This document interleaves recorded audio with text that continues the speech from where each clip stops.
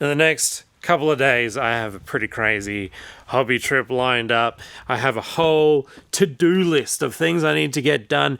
I'm so tired. It's mostly to blame from these fellas. Too many late nights. Thankfully, we are starting our day with one thing already crossed off. I wanted the perfect cheap clay to sculpt big terrain pieces with, and a couple of days ago we did some experiments. And finally, 3-4 days later, I can tell you we have some results. First of all, this is just paper clay that was rolled over with some texture rollers, and well, I love how it dried. It's so light, it's incredibly strong, it retains detail well, the edges are really tough in comparison to most clays that I've used spread this thin. This is craft clay, and unfortunately the results aren't quite as good. It is very brittle. It also hardly retained detail. This is 50-50 paper clay and craft clay, and well, it's pretty tough.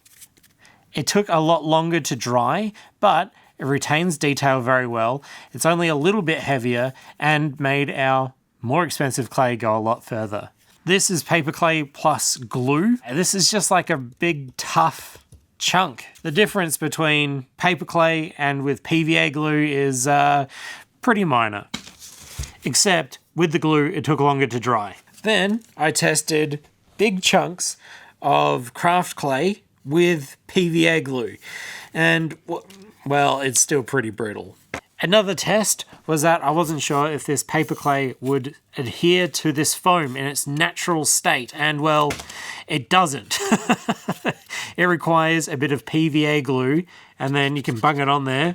Bob's your uncle. But also, I thought I should test what would happen if I applied PVA glue, let that completely dry, and then applied the wet clay over the top. Would that adhere?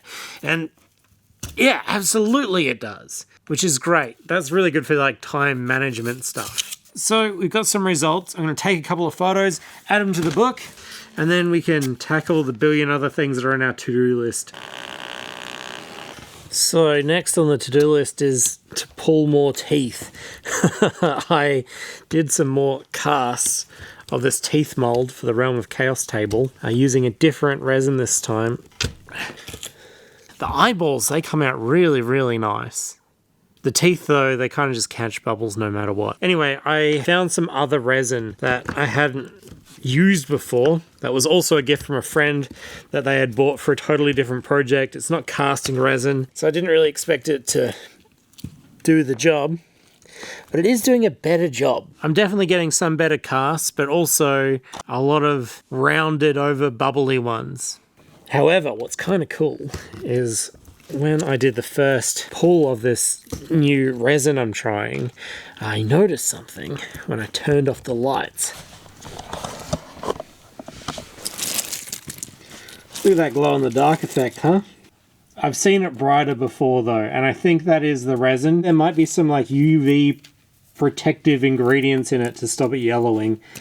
I think the polyurethane that I use, the clear stuff, doesn't do that. And into the bits box. And that's another one marked off the list.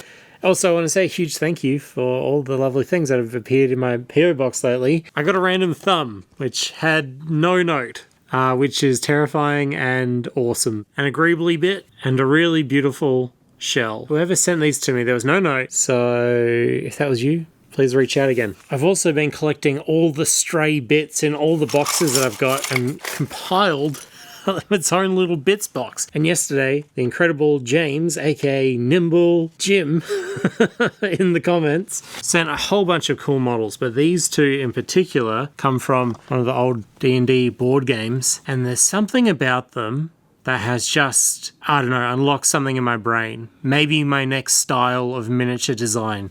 Something big, something chunky, something that looks like it's meant to be cast in a big block. I think this is going in my next ideas box. Next on the list is Fill Box 2. Into the box, I am adding this wonderful Devil May Cry miniature that I just got from James. Look at the shoulder pads. This is what I'm most inspired by. That face on the shoulder, I want to turn into like a giant.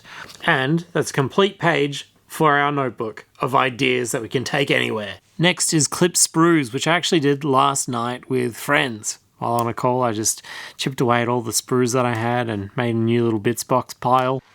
Let's cross you off as well. Implementing the lists into my workflow is one of those sage pieces of advice from Adam Savage, and honestly, it has been really great for the days when my brain doesn't really feel like working. Like today, you know, I've been bloody tired, working really hard, and that's because I've been learning so much in between making these videos. But I still want to be doing it every single day, so these lists really help me get into my workshop and just start working immediately. Because chances are, yesterday, I already worked out what I need to do. Just need to crack on with it.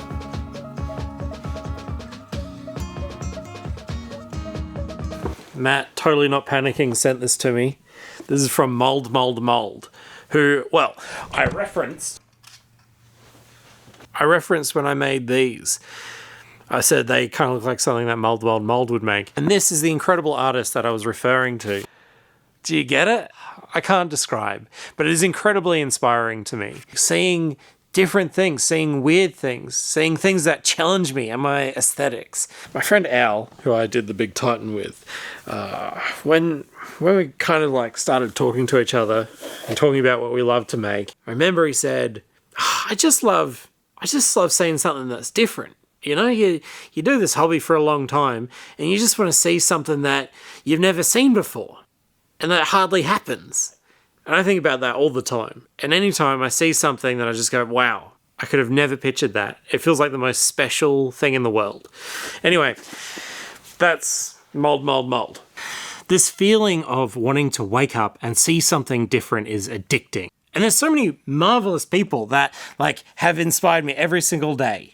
This is Ben Hoos, who is a collaborator. This is a collaboration model. I did a sketch. He turned it into this marvelous sculpture, but these are all found artifacts. This is Tanner Simpson, who sculpts entirely in milliput. This is entirely milliput. This is an original. Gardens of Hecate. This sculpting style is unreal and imperfect, but in the most controlled way. This is Big Boy Game Time, and this was the first time I had seen a Dungeons & Dragons supplement with proper attitude. This is Grombat Mole. This captures everything I love about Zelda, an Adventure Time aesthetic, and, you know, all that sort of stuff, but wrapped into a miniature that I can put next to my super serious stuff. Okay, see you tomorrow, maybe.